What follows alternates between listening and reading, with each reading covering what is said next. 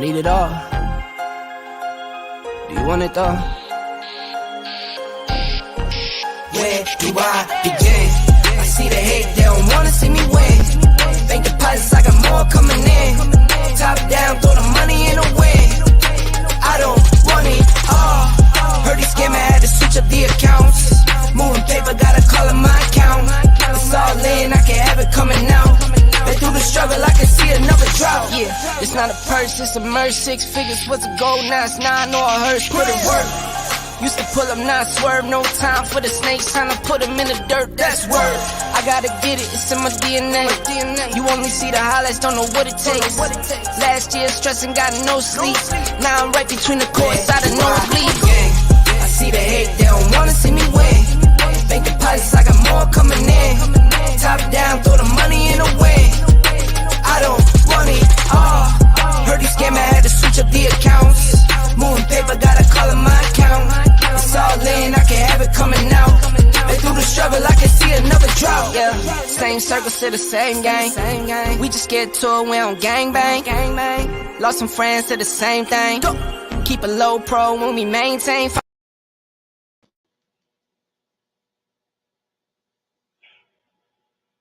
Hey guys, welcome to the 5Fs to Love Network. Tonight, well, you guys have been waiting on it. Oh, what is this? 5-Man Squad night? Yes, it is. And the guys are here. They're all here tonight. And we're going to talk about the budget. So let's get ready to get your money right. So you guys already know we got Santana, Mordecai, and Forrest. Hey guys. What's going on? We are excited to be here tonight. What's going on? Oh my gosh, I feel like I'm in the middle of a true moment just to have all of you on together. We got the whole group on tonight. Yes. You can hear the angels singing. I know. I definitely want to say thank you. This is really huge, especially for our community. And I just want to thank you guys for all coming together to really kind of help start planting some seeds in our community. And one of the major things, as we talk individually and also as a group, is understanding how the role that your money plays in your life, right? And a lot of us, we think we got it together, raising my hand, because I'm very transparent, but we don't. So we got to get our money right. So folks, I'm going to tell you right now, I'm hot. I'm ready to get this going. And I got note paper over here. So I know you guys will be referencing a lot of information. I'm really excited about it. So I'm ready to get going. So without further ado, folks, I'm going to get us started so we can go ahead and lean in. So tonight, I know you guys are going to start talking about the budget, but you know me, before we get started and we're doing anything, it's basically the question of the night. What are the steps to getting your budget together? That's really huge. What is the steps for getting your budget together? So Mordecai, I'm going to start with you because I know you're getting ready to go right in. Yeah. We gotta get this plane lifted off the tarmac here. And really, tonight, when we talk about these podcasts and when we gather these conversations, again, we want to welcome the family to season 3, episode 4, budget, getting on the right side of your money. These podcasts are about getting on the right side of your money, getting on the right side. There's so many people that are on the underside of power, as we say, and we want to get you on the upside of power. And it doesn't matter where you are, how much you make, what walk of life you're experiencing, you are in control. And so our goal is we have multiple goals. And so one of our goals for this show is that you would get education.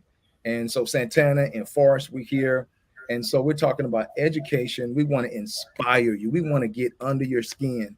We want to be the wind to move you to the next level, motivate, application, give you real life stories and assignments. A lot of times people give you these concepts and you're like, well, how do I apply it? We want it to be applicable, right?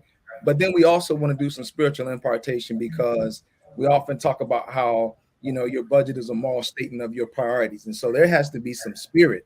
We got to do some spirit work. And then at the end of every podcast, there will be the challenge. And so we're excited about the challenge. You feel me? And so one of our statements, so let's level set tonight, because oftentimes when we say we're talking about the budget, people think, oh, we're just going to talk about numbers. No, we're going to talk about you. And so one of my statements and our statements that we share across is you could have the best opportunities and resources in the world. But if your psychology is flawed, you will not make it. You are responsible for the results you get, which means you are in charge of your life. You are in charge of your life. So, again, this podcast is about getting on the right side of your money. So, again, great opportunities, great resources. But if our thinking is wrong, we're not going to be able to accomplish what we want to accomplish. And so, here's another statement we want you to write down. And everything that we're going to be sharing tonight is in the link in the chat on YouTube. So if you're on Facebook or any other platform, please head over to YouTube and get into the toolkit so you can get all the materials. We often say, don't complain about the results you are getting from the work that you did not do. Stop complaining about the results that you are getting from the work that you did not do. And so we're gonna go to work over the next couple of weeks. We are gonna go to work. A lot of this information, and again, financial advisors, you can reach out to them via their email, their contact information that'll be placed in the chat. But again, we are here to impart, to educate, to motivate. And so I want to start with this diagram called getting on the right side of your money diagram. So we want you to write this down. If you're in the toolkit, if you're in the link, go ahead. So I want to invite. So here's our goals as we talked about, right? Education, inspiration, motivation, application, and inspiration. And then we're going to end with the challenge. Now, when we talk about getting on the right side of your money, we often talk about strengthening your financial house, right? Your financial house. At the base level, we're talking about protecting your income. At level 1, we're talking about budget. So we're at level 1 right now. Budget. We're going to talk about emergency fund. At some point, we're going to talk about when do you begin to move forward with a will or a trust and all those different components. But tonight, we're dealing with budget. At the second level, we're talking about debt resolution. The third level, saving for retirement. At the fourth level, education. And at the fifth level, at the top level, preparing for your other big goals and your dreams. And so I want to kick it over right now. And I want you to look at what's on the screen again. You could have the best opportunities and resources in the world, but if your psychology is flawed, you will not make it.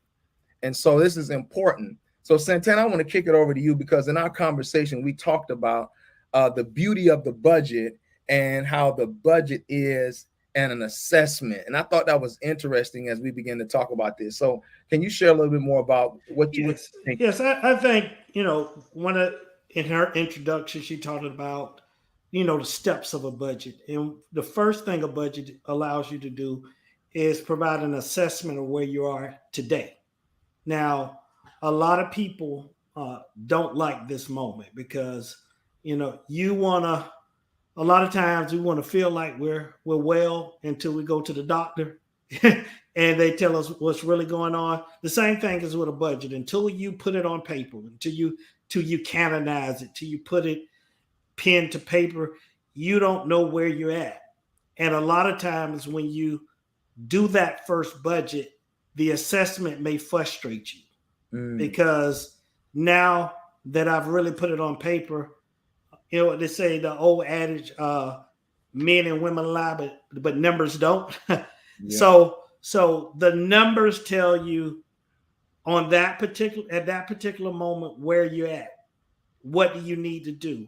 Is your income not enough, or is your income enough? Do you need to get a second job? Do you need to maybe go back to school? Do you need a new job? It kind of sets the tone really for your year, because a budget, most people use a budget over a 12-month period.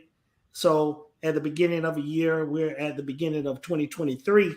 It kind of lets you know, okay, with some of the things I want to do, if you want to buy a dream house, if you want to buy that car, then you'll know where you're at.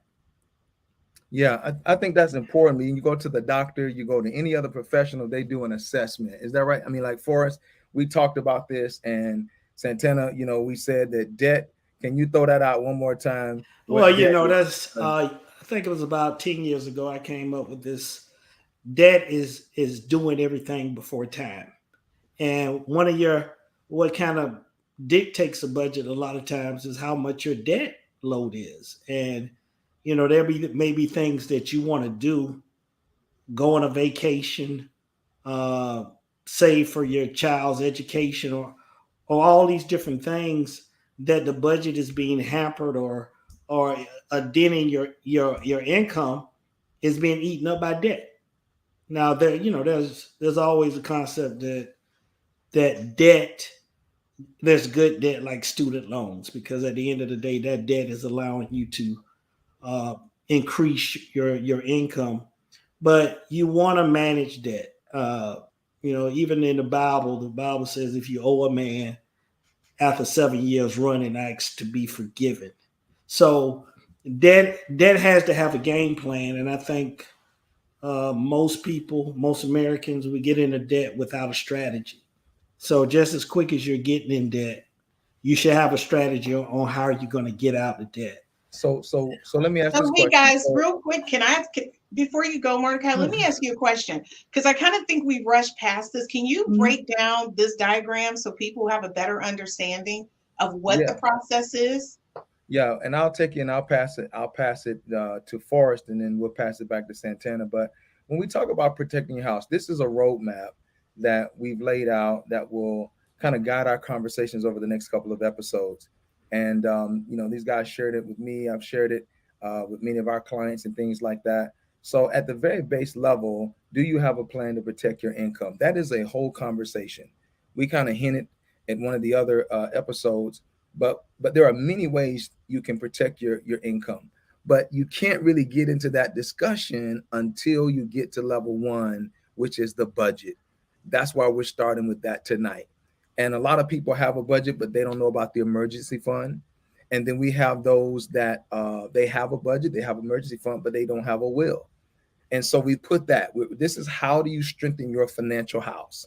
If you want to secure it up, if you want to firm up the foundation, the pillars, and the roof, right? So the second level is debt resolution, right? We got to deal with doing everything before time. You got to resolve that.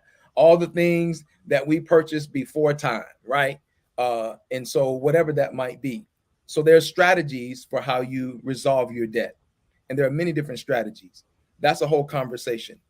At the third level, saving for retirement. People often say that tomorrow is not promised to you. That is the biggest lie. The only thing that's promised to you is tomorrow. You will have a tomorrow. You can't relive yesterday, but you will have a tomorrow. And that's one of the biggest mistakes that we think is that we got to enjoy everything right now. And then when tomorrow comes, we have nothing. And so we have to plan for our future, whatever that looks like. Some people want to retire for us at 50. Everybody don't want to retire at 65, right? I know guys that have retired at 45, 40, but they started when they were 18 with level 3. They started with the budget. They protect their income, right? The fourth level is saving for your children's education, other goals that you might have. And then at that very top level is your big goals and your big dreams, your big goals. And so I'm going to go back to one thing as we look at this, Chris, is that when we talk about budget, oftentimes Santana said we have to face our fears. And I want to ask Forrest. Well, before you go there, I want to ask a question. So here's the scenario, because I don't think everybody understands what protecting your income is. You guys know because you're in finance, but the everyday person doesn't. So here I am, a single mama making $45,000 a year. How would you tell me to protect my income? What are some suggestions? Well, you got term life insurance. That's one way that you can protect your, right? That's this. It's the premium is cheaper. You have whole life. You have various different products. So I'll give you an example. Okay, when we had our first child, I took out 18 years of term life insurance to protect my income in case I died during the time that my wife would be raising my child. I took out a minimum of 18 years of term life insurance. So if I die, my insurance policy would basically take the place of my salary, and my wife and my baby girl would not be out on the streets, would not be doing a GoFundMe, would not be doing some of these other things to take care of themselves. So that's I one love that. way that you protect your income, right? And so the other thing we did, because I was young, I was able to pass the health. I was in good health. And when I took that 18-year term life policy, or 2025, whatever it was, I had a health rider, which means when I got the health rider, I never have to take a health exam again to keep the policy. So there are all kinds of different things that you can do when we talk about protecting your income, right? And so the budget, though, really helps you to understand what you can afford, how much you need to protect, how long you need to protect it. So that's the reason why the budget is so important, so that you don't underinsure or overinsure or get involved in a product that's not going to work for you long term. It's not a part of your financial goals or your life goals. And so I know the guys got other things that they want to talk about, but that's something that happens. So we had a second child. Guess what? Our expenses went up. So I had to do something different to protect my income. So Santana, Forrest, I know you guys. All right. So before we continue this conversation, you go a quick commercial break. But before we go full speed ahead, I do want to go back, because again, you guys are dealing with a lot of newbies. You guys are financial geniuses. So before we leave this diagram, I just want you to explain about the emergency fund, because a lot of people don't understand what that means. Like if an emergency comes and how much they need to cover their expenses. A lot of people think they know, but I want you to kind of I'm going to give you a scenario. And if you can just kind of break down what that person needs to do if they fit that scenario in order to for the emergency fund. All right, so folks, we'll be right back after this quick commercial break. My name is Christine Burkett, the inventor of the 5 F's to Love. This is a compatibility app. It's an app that gives you an opportunity to rate words that start with the letter F in chronological order of importance to you, to help you find your one true love, your soulmate, and the person you're going to spend the rest of your life with. So after you've taken the time to rate your F's in chronological order, you send a link to the person, I don't know, you just met, or the person you've been dating for quite some time. Or maybe it's the person you've been married to for 30 to 40 to 50 years. And then you compare your top 5 F's to find out what things you have in common and things that you may perhaps need to work on. This is taking a simplistic perspective on how to find your one true love, your soulmate, the person you're going to spend the rest of your life with. And thank you for downloading the 5 F's app.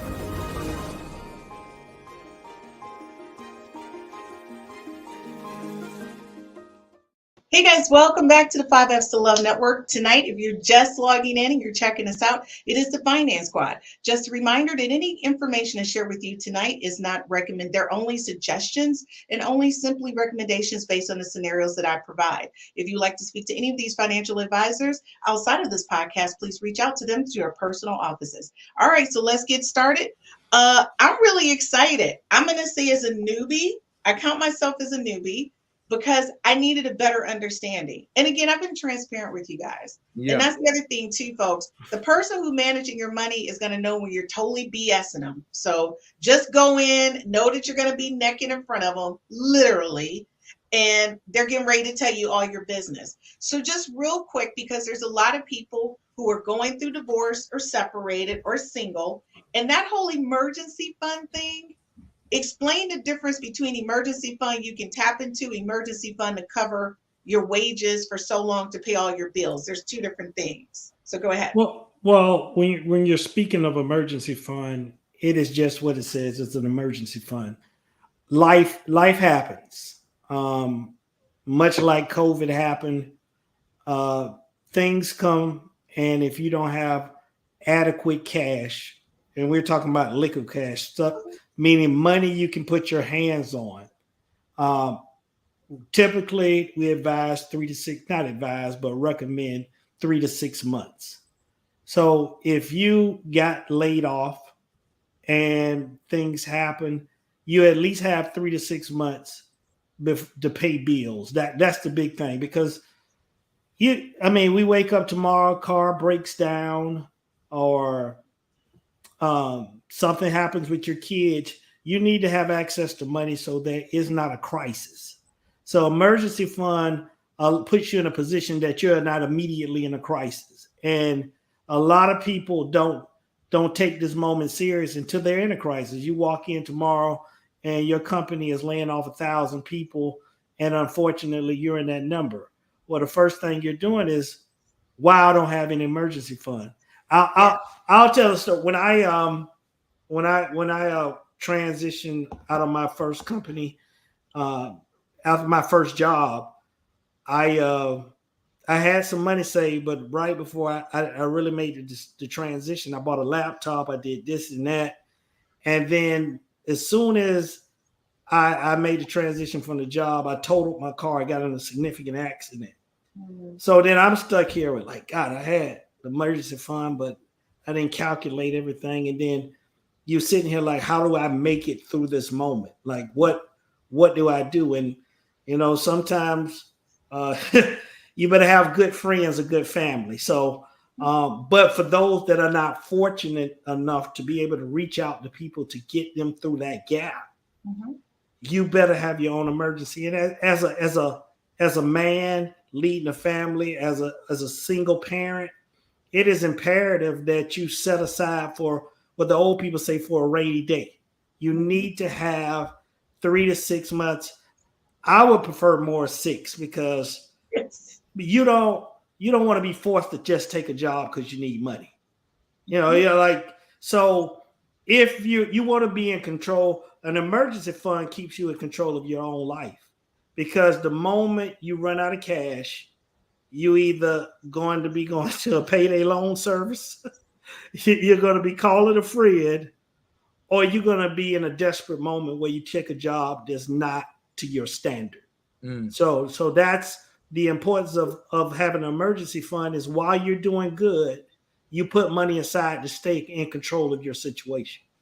Santana, that was great. And it kind of goes back to what Mordecai was referencing when he asked you to kind of go over what a budget is when you need to do an assessment. Because sometimes when you got a new job, you left the old job, you're making more money, right? Or you get married, it's a whole different budget situation. Yes. So guys, make sure if you're watching that you guys are paying attention. This video will be available on YouTube only, but make sure you go back and you follow these things that they're asking you to do. A budget assessment, I'm gonna be honest with you, I just heard about it. Okay. So again, I'm being transparent. I'm an IT genius, but I'm not a finance genius. Okay. So Mordecai, you were just talking and asking Forrest. Yeah, I want, because a lot of people, when we talk about budget, the only thing they think about are the numbers, and we're talking real life here. And so some people have really some fears, right? Santana talked about it. It'll frustrate you, it'll affirm you. I want to ask Forrest, when was the first experience you had in the beauty of a budget, right? Not the pain, right, but the beauty of a budget. And so I want Forrest to kind of chime in on that before we really dig deep into the budget experience. Yeah, thank you, Mordecai. My first experience with understanding the beauty of a budget kind of goes hand in hand with why my wife and I really didn't want to start the whole budgeting thing. The beauty in identifying what a budget will help you accomplish is we actually felt like, and I mean early into this, well, early is relative. I'll say 90 days into our budgeting, we felt like we got a pay raise. Wow. We didn't really get a physical raise from our employers. What we were doing was telling our money what our money was going to do versus letting our money dictate to us what we were going to do. Come on, Once we took that control back, we felt like we got a pay raise. It also put an end. It subsided all those fears. And the fears were things like, oh, my wife and I used to host a lot of barbecues at our house. Well, we do the budget, we can't have barbecue. People don't think we're broke. Well, you budget that out of it. We supplied pretty much everything. We supplied everything. But even that, for me personally, that was more of a look where I have come. The Joneses. Yeah. Joneses. That's who was living next door to me, and I'm trying to keep up with them. A lot of that stuff had nothing to do with the lack of understanding, wanting, or putting together a budget. I had some things that I had to deal with as a person. You can't address your finances, I don't personally think, without first addressing some personal issues, because our finances are a makeup of who we are internally. Absolutely. You said earlier, you mentioned earlier, Mordecai, how the spirituality of this comes into play, and it does. And I don't care what you believe in, but those beliefs come into play when you're trying to get your financial house in order. Because the moment you make that decision, this is the direction I'm going, things are going to start happening. Things that have never happened to you in the past are going to start happening. Refrigerator goes out. Yes. Car needs new tires. Yeah. The engine died. Things are going to start happening. Santana said earlier, life is going to start happening. It absolutely will.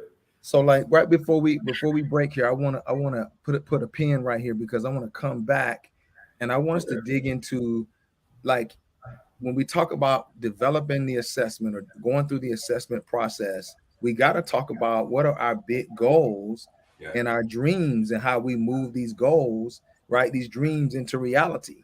Absolutely. And so this is very important. Like, I give you, right before the break here, I went into the bank as a 22-year-old young man, whatever it was, and the bank manager told me I needed $2,000.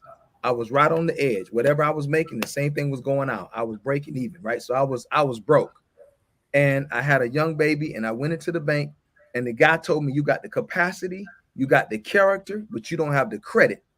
I'd never heard the 3 C's of lending. He said, you make the money because we see it's coming in by the direct deposit. You got capacity, you got the character, but you don't have the credit, and turned me down for a $2,000 signature loan. And I stood on the outside of the bank, and I was weeping because I needed it to keep my lights on. You're not hearing what I'm saying. And I called my boss, and I said, I need some help. And he called the VP of the bank that he played golf with and said, Mordecai, stand inside the bank. You turned him down. Help him. And while I was on the phone, what happened was,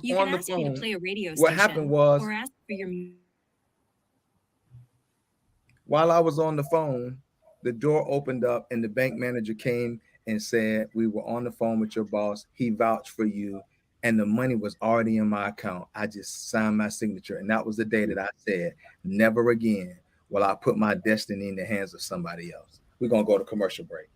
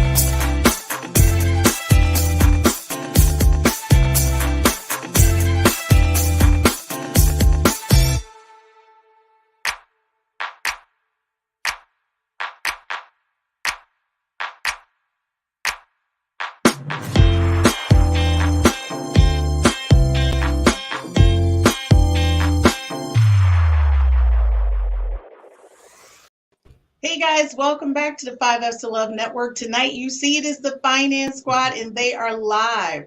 This is like so awesome for me. I feel like I'm in the middle of my first rock concert. If you guys are watching tonight, be sure to like and share and follow our YouTube and social media sites. So listen, you know, you guys have been giving out a lot of information. So Mordecai, I'm really hoping you're about to go back and really do a deep dive on how people are supposed to get their money right. Because folks, this is a serious situation. I feel like we're in the middle of a 911 right now. Yeah. And people need to understand what's going on. So where do you guys want to pick up? So, you know, I think right now where we are is, before we start talking hardcore numbers, we want people to really look inside, and we want to talk about how do we move your dreams into reality, because the budget it facilitates that process. And so I'm going to kick this. How do I move a dream to a reality? Forrest, how do we do that? Well, that's a good question, Mordecai. How do I take my dreams, the things that are here, and turn them into my reality, the things that everybody else around me can see? How I did this, how my wife and I did this. We both sat down and initially kind of wrote out on a piece of paper. She wrote out the things that she wanted to accomplish, short term, mid-range, and long term. I wrote out the things that I wanted to accomplish. Then we started looking at each one of those items that we wrote down. What we didn't realize at that time is we had taken the mental picture in our mind, our dream, and by writing it down on paper, we just transferred that into a goal. By addressing goals, you turn your dreams potentially into reality. We started talking about each one of those things we had written down. And well, I wrote down some pretty outlandish or lavish things. Is that even realistic, right? We got to do it. That's right. Right? Are the things that I wrote down, first and foremost, is it realistic? Can I really accomplish this? That's the first thing you want to ask yourself. Is there somebody around that's going to hold me accountable to that thing? You want to ask yourself that second. And then third, how do I determine if I'm on track? Is it measurable? So you take these things, these desires, these hopes, and these dreams. My wife and I wrote them down. And then for each one of those things we wrote down these three characteristics. Is it realistic? Is it measurable? Is it accountable? And then who are we going to get to hold us accountable to these things? Some of those things, I couldn't hold my wife accountable, and my wife couldn't hold me accountable. Some of those things, outside individuals had to hold us accountable on those things. So let me ask this question again. So how do we? How I hear some people say, I just can't do it. You know, my budget is in my head, right? And I wish I could go to Africa. I wish I could travel. I wish that I could buy that kind of car. And what happens is their dreams are smaller than their bottom line. And so what does that mean? Like when, you know, like, so let's talk about that, because, you know, budgeting is not just numbers. It's who you are. It's what you see for your future. So again, I'm big on vernacular, right? Yeah. So I wish I could do this. I wish I could buy that. Nah. I'm going to do this. I'm going to buy that. I'm going to do this in 6 months. Now, how do I make that happen? If I'm wishing on a star, it's never going to happen. That's a dream. So I'm going to, and then put down action items or steps, goals. Okay, so let's put a pin in that, because you said something about who am I going to get to hold me accountable? That's a problem right there. Okay, but Santana was getting ready to chime in on this, and I want to capture this. Well, see, this is why the budget is so important, because I would hope all the listeners have dreams and aspirations. I mean, that's what we're doing here today is helping you try to come up with a roadmap to achieve your dreams financially. So when you sit down and set your goals, and your money says that your goals are not possible, this goes back to the assessment. The assessment means that I need to do something different to now obtain what I want to attain out of life. So, I mean, it's simple. I mean, you have a single mother sometime that looks at the bottom line, and we've heard the great stories where the mom has gone back to school to make sure she can provide the lifestyle for the family. Yeah, that's one of the. Or I've got to take the faith moment and go to a new job. This job is not going to give me the life I desire. Come on. So it starts with, a lot of times you're sitting there Friday after Friday saying, I don't have enough money. I don't have enough money. Where's the money? But then someone asks you the question, well, do you know where the money's going? And that's where the disconnect is in the fact you've never took the painstaking process of taking your bank statement, going line by line, seeing where the dollars are being allocated to, and willing to say, this week I don't get that purse. This week, so I don't go out every weekend. I go out every other weekend because I have goals in a life that I want to achieve that I'm willing to pay the price to get there. So the scene is set. The script is written by looking at the budget saying, man, it's a shortfall. And I'm sitting down with Forrest or Mordecai, and I'm saying I want something to change, and I'm willing to start striking stuff that I'm doing. I can't go out. I can't go out with the girls every Friday for cocktail hour. Bingo. Yeah. You know what am I gonna do? Because what Santana is talking about, that's that where the rubber meets the road moment. That's that individual aha moment. That's that I'm sick and tired of being sick and tired moment. When you experience that, now it's time to move out. So I often say you got to be more accountable to your future than your present. Like, I mean, so your dream, that goal has to be bigger than anything that's happening. Because, like, for real, for me, the budget gave me hope. What I saw was, number one, I was making money. I was not broke.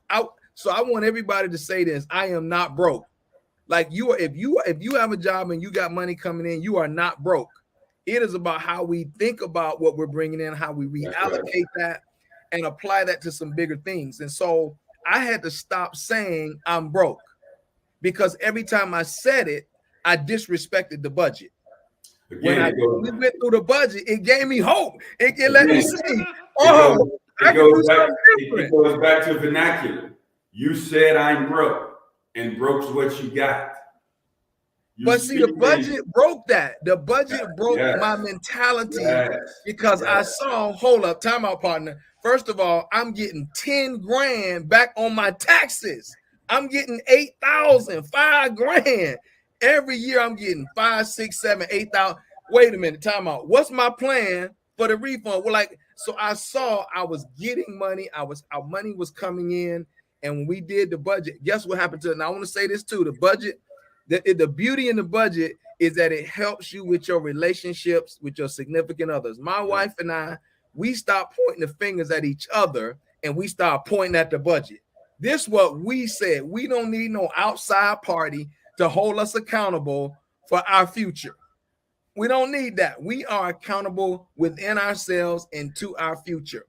And what we started saying was, we are going to look at the budget and we are going to agree that this is what we are going to do. So every year we did a marriage retreat in January where we set out our big goal. This is an assignment. We took a week, 3-4 days, and said, what do you want to accomplish this year? She said, Mordecai, what do you want to accomplish this year? And we wrote those down and put dollar figures next to those. And we added that in the budget and said, okay, in order for this to happen, guess what? We're going to have to do some things differently, which means we can't go out to eat every Sunday after church. We're not going to be able to ride high in that Benz or that BMW. We're going to have to go ahead and hit this Oldsmobile 88. That's what we had. We had the Oldsmobile 88. You get what I'm saying? We also had an Avalon and some other stuff, but I had to trade that stuff in order to reposition. But the beauty was in the budget. Are y'all understanding what I'm saying? Sean, I think you made a very important point about doing budgets. If you're married, it has to be a commitment on both parts, because this same budget on a somber note can tear marriages up. Mm-hmm. That if there's not a cohesive game plan and one person is like, yeah, I hear you, that's kind of your goal, but not my goal. I mean, the goals have to be agreed upon because both people have to be willing to make the commitment. Yes. And sometimes in marriages, one person is stronger than the other. That's a real situation. So if one is weak with finances, then the other partner in the marriage have to be strong. Yes. And then so this budgeting stuff is critical because it opens up the conversation on how do we get better as a family. This is not, and even when the children begin to understand, hey, the family's on a budget, this is what we're trying to achieve. Or, hey, we're on a budget because we want to make sure that we pay cash for you to go to college. Yes. We don't have to get a student loan. We want to be the lender and not the borrower. All these kind of things are started with the conversation of a budget. And I want to say this because there's some comments in the comment section from I'm gonna say TV, right?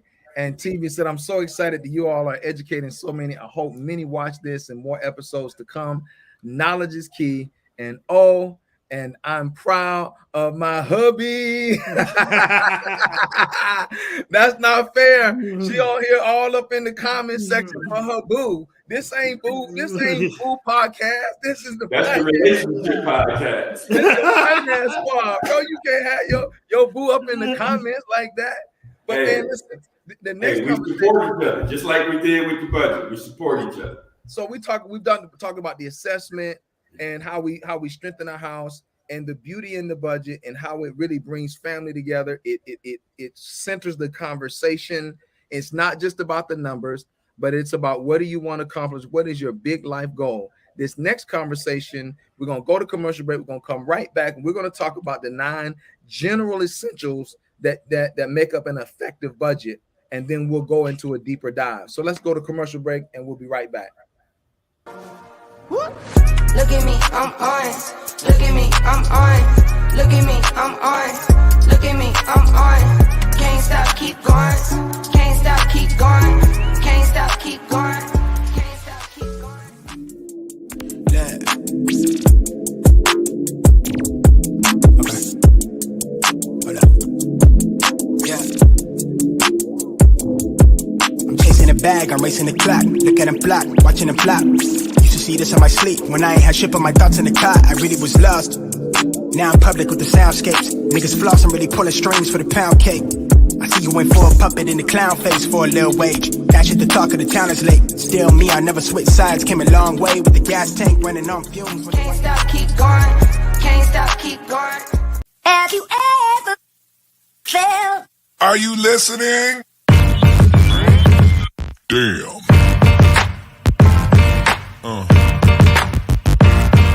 Yeah. Have you ever felt? Are you listening? Damn.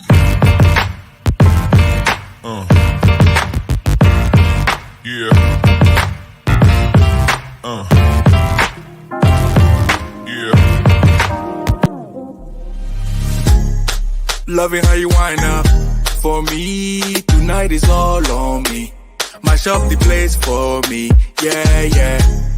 She just wanna highlight, ooh wee, that body talk to me. I need a taste, baby. Loving the way you move around me. No more delay, no you can't wait to shut it down. Want to show me how you work it. I can't find no flaws, you perfect. Cause every time that you come around my way, I keep falling again. I keep falling again.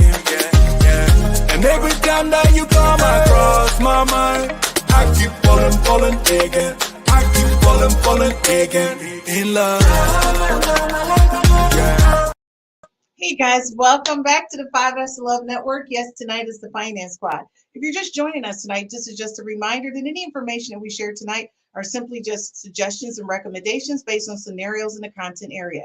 If you want specific questions related to your budget and establishing your budget, feel free to reach out to any of our financial people on the podcast tonight, and they will contact you directly. Okay, so here we go. Let me bring the Finance Squad back.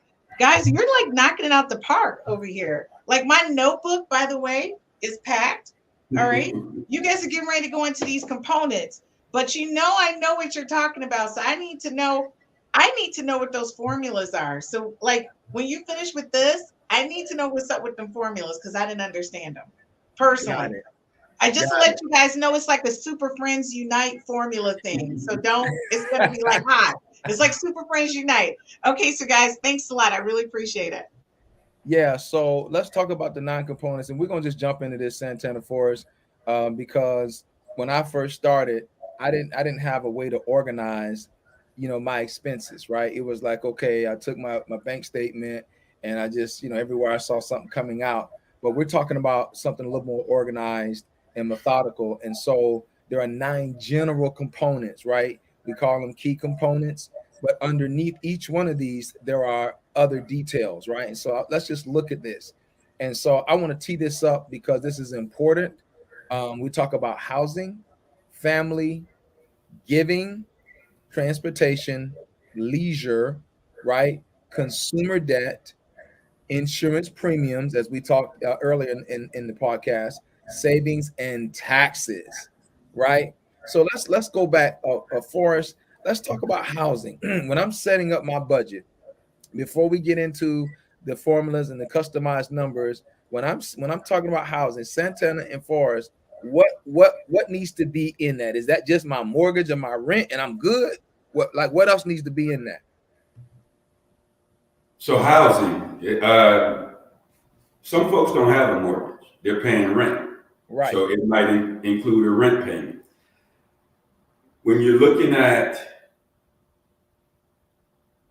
a budget from a housing perspective, that's going to be my mortgage. That's going to be my rent. If my mortgage is escrow, meaning if the cost of the taxes and the insurance for the home are included in the mortgage payment for the home, it's escrow. All of that's going to be included in that monthly mortgage payment. If not, you need to make allowances for those two things. Taxes are coming and you need insurance on the mortgage for the home.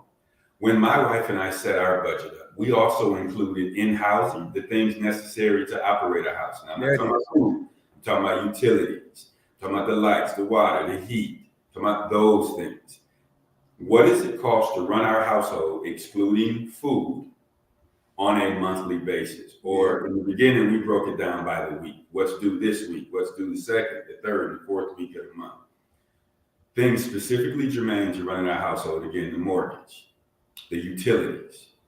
That would include water, heat, light. Now, for us, all those things came under one heading. The board of water and light kind of covered everything. Sewage.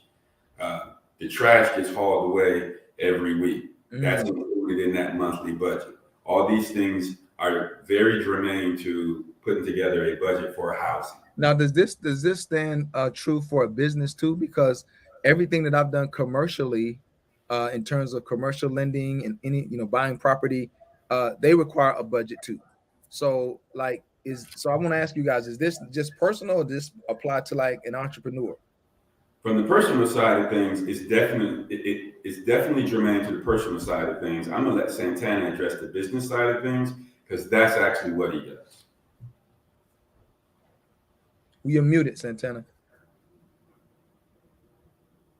I want to go back to what you talked about, Forrest, on the housing, because I typically look at it a different way. Meaning I use ratios to kind of guide a person on a budget. So when I look at housing, I use housing or rent, and I typically try to say that number should be 28% or less of your gross income. So I don't bring into the normal routine utilities and all that. I just deal with PITI, or I deal with just rent, saying, hey, if your salary is $4,000 for the month, and then so your rent should be, $1,200 or less, for conversation's sake, and try to keep the other, utilities and stuff separated. I would probably lean more to putting the utilities and stuff under the family category. Okay. I will say for another session, we'll get into the complexities of, because we will be talking about how much your mortgage or rent should be in comparison to your total income for your company or revenue of your company, and that gets into other things with knowing about your payroll and all that. So we got to look at a total different set of rules in that situation. So for today, I would stay with. I differ a little bit for us in terms of I would separate the utilities and put it under the family category, but we can keep moving forward. Yeah. So let's talk a little bit about leisure, right? Because I think a lot of people think that if I have a budget, I can't have any fun, and that's not true, right? you plan your fun. The amount of fun that you're gonna have, you plan that out. So can we address the leisure in it? Like I just came back, from Paris. It took us, my wife and I've been married 28 years, so we've never been to Paris before. We don't do that but we plan for that. You know what I'm saying? That was something we looked ahead. That was one of them big goals and dreams. But that's leisure. We didn't have to do that. You understand? That was something we wanted to do, right? So when you're talking to people about leisure, what things should be included in that leisure category? Is that customizable? I think leisure, you mostly think about vacation. That's the big thing. And when you have kids, summer is coming, and vacation has to be accounted for. Hold on. You need to say that again to our people, because people say they cannot afford a vacation, and a vacation is a necessity for our well-being. So can you just say that one more time? Yeah. So, you graduate in terms of vacations. That's the term I use. Like you graduate, like this year maybe Disney World, next year maybe Busch Gardens, but then it may take you 3 to 5 years to do that big vacation. So I would assume, we haven't talked, but you didn't just wake up and go to Paris. There was some planning, there was some budgeting, there was in a traditional world, we would make sure that you have your cash reserves, your 3 to 6 months of bills, and then you say, okay, we're set. Now we can look for doing things leisurely. So let's talk about how we set aside resources to make sure that this trip to Paris is a reality. It goes back to what you said, for dreams became a reality because they sat down, did a budget, took time to prepare, and he went and on Mordecai's 50th birthday. I told your business, didn't I? You sure did. I told your business. You told everybody. I told you everybody. Everybody need to know about business, bro. Yeah. But what we're saying is your dream became the reality. The dreams, you put the work in, and it became a reality. And that's we want people to set goals, set dreams, put it on paper, find out what it takes to get there, and take the steps to get there. So let's look at this. Let's go back through the 9 one more time, because I think it's important as we continue to dig deeper into this. Housing, right? Family, giving. A lot of people do not take an account of their giving. They don't plan it, right? Transportation. That's a big one. Your car. Someone said if you have to ask, how much is the insurance on a vehicle, you probably can't afford that vehicle, right? You going, how much is the insurance? Bro, you need to back on out and do some reassessing, right? Transportation, right? That's gas and maintenance and repairs and all that kind of stuff. Leisure, consumer debt. Can someone just hit that, right? I want to hit consumer debt and savings. Consumer debt and savings. That's all in the budget. So when we talk about consumer debt, what are we talking about? So these are the things that you go out and buy. Santana, what's the acronym for debt? Doing everything before time. Consumer debt. There it is, right there. That's it right there. Consumer debt. Oh, you got me with that. Those are the credit cards. Uh-oh. Those are the credit cards. Those are all these things. Oh. That's the biggest consumer debt. It would be mainly the credit cards. That's right. Loans and stuff like that. Oh my God. So this consumer debt is now what? Let me ask this question. Now this is you educating now, right? Would a mortgage be considered consumer debt? No. Okay. And because people often ask me that, is my mortgage consumer debt, right? And so we say consumer debt that most folks are going to have would be credit cards, and that could be Visa, MasterCard, Discovery, or that could be from a department store. Yeah. It would be your automobile. Yeah. That's a form of consumer debt. So let's talk about insurance premiums, and we're going to take a commercial break, and we're going to come back for our last segment as we dig a little bit deeper into this, because we want to get into asset and liabilities on this show right before we go off on this podcast. Right. And so, so let's deal with insurance premiums. Is there such a thing in your budget that I am overinsured? That's a good question. I mean, overinsured depends on what the asset that you're insuring most of the time. So, I mean, you don't.